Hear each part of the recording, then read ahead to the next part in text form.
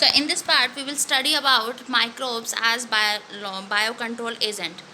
Biocontrol refer to the use of biological control method for controlling the plant disease and pest.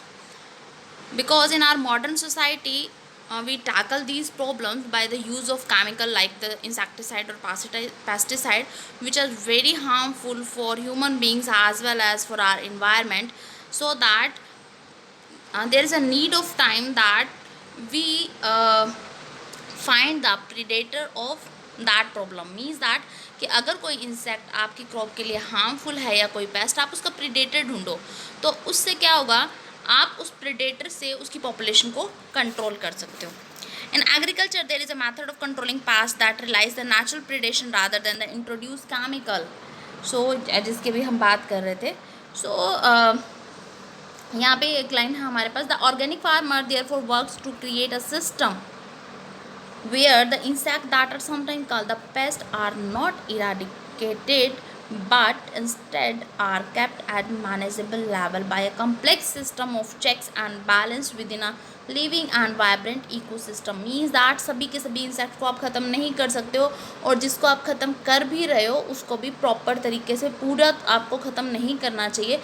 अगर कोई एक species ख़त्म होती है तो वो कहीं ना कहीं पूरे इकोसिस्टम पे असर करती ही करती है. So contrary to the conventional farming practices which often use the chemical method to kill the both useful and harmful microbes of insect. So आप जो केमिकल यूज़ करते हो आपके हार्मफुल तो मरते ही हैं, तो यूज़फुल भी मर जाते हैं. तो ये सबसे बड़ी प्रॉब्लम है जिसकी वजह से आने वाले टाइम में हमारे पास पॉलिनेटिंग एजेंट की कमी हो जाएगी और हमारी क्रॉप्स का प्रोडक्शन कम होगा, और हमारे लिए प्रोडक्शन के वजह से जो हमारा आगे हमारे लिए जो भी प्रोडक्ट्स हैं उनमें भी कमी आएगी. ठीक है.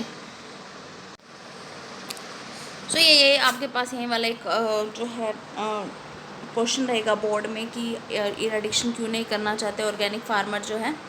ठीक है. तो इसके बाद हमारे को एग्जांपल देखने हैं such as the ladybird and the dragonfly. अगर आपकी क्रॉप के लिए कहीं पे एफिड अगर आपको नुकसान पहुंचा रहा है then you have to use ladybird, और अगर मॉस्किटो कर रहा है तो उसके लिए आप ड्रैगन फ्लाई को यूज़ कर सकते हो, बिकॉज ड्रैगन फ्लाई जो है वो प्रीडेटर है मॉस्किटो का, उसके लार्वा को खाता है. इसके अलावा बीटी क्रॉप्स है जिसका कंसेप्ट आपको क्लियर ही है.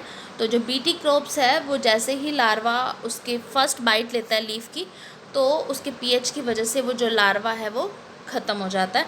ठीक है, जो कैटरपिलर रहता है, और इस वजह से हमारी क्रॉप बच जाती है. सो इस तरह से बीटी क्रॉप जो है वो हमारे लिए यूज़फुल है. सो बीटी क्रॉप के और भी काफ़ी सारे हैं क्रॉप्स हमारे पास बीटी कॉटन के अलावा. इसके अलावा एक हमारे पास ट्राइकोडर्मा. ट्राइकोडर्मा जो है एक फंगस है, और ये it is very common in the root ecosystem, क्योंकि ये जो रूट्स हैं उनके ऊपर ग्रो कर जाता है, और जो दूसरा फंगस आएगा, ठीक है, उस फंगस को यहाँ पे ग्रो नहीं होने देगा. जैसे अभी सपोज दैट कि ये आप ये ऑरेंज वाला आपके पास प्लांट था और ये पिंक वाला जो है आपके पास ट्राइकोडर्मा है ना, वो ये पर्पल वाले को ग्रो नहीं करने दे रहा. ठीक है. सो इस तरीके से जो आपके पास ट्राइकोडर्मा है वो बाकी के जो फंगस हैं उससे प्लांट को प्रोटेक्ट करता है. नेक्स्ट है आपके पास बैक्यूलोवायरस. बैक्यूलोवायरस के लिए आपको याद रखना है उसका genus name, that is nucleopolyhedrovirus. These viruses are excellent candidate for the species specific and narrow spectrum insecticidal application.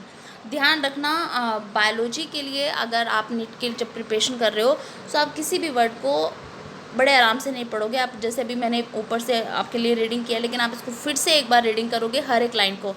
जैसे ही हमारी ये यूनिट कंप्लीट होगी उसके बाद हम इसके क्वेश्चंस लेके चलेंगे, तब आपको पता चलेगा कि एनसीईआरटी का हर एक वर्ड जो है वो आपके लिए प्रीसियस है. ठीक है.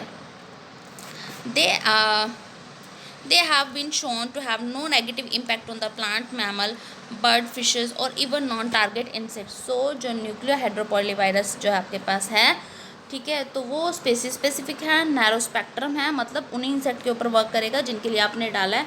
इसके अलावा वो ह्यूमन बींग्स के लिए, बर्ड के लिए, फिशेस के लिए, नॉन टारगेट इंसेक्ट के लिए बिल्कुल भी प्रॉब्लम क्रिएट नहीं करता. This is especially desirable when beneficial insects are being conserved to add an overall integrated pest management or when an ecological sensitive area is being treated.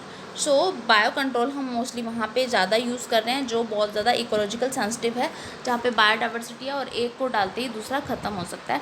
तो इसको बोलते हैं integrated pest management. Means that आप paste को manage कर रहे हो but उसका इंटीग्रेशन मतलब उसको जो आप कर रहे हो वो इतना सस्टेनेबल तरीके से कर रहे हो आप कि आपकी इकोलॉजिकल की सेंसिटिविटी जो है उसको भी हार्म नहीं हो रहा और आपकी क्रॉप भी उस पेस्ट से प्रोटेक्ट रह रही है।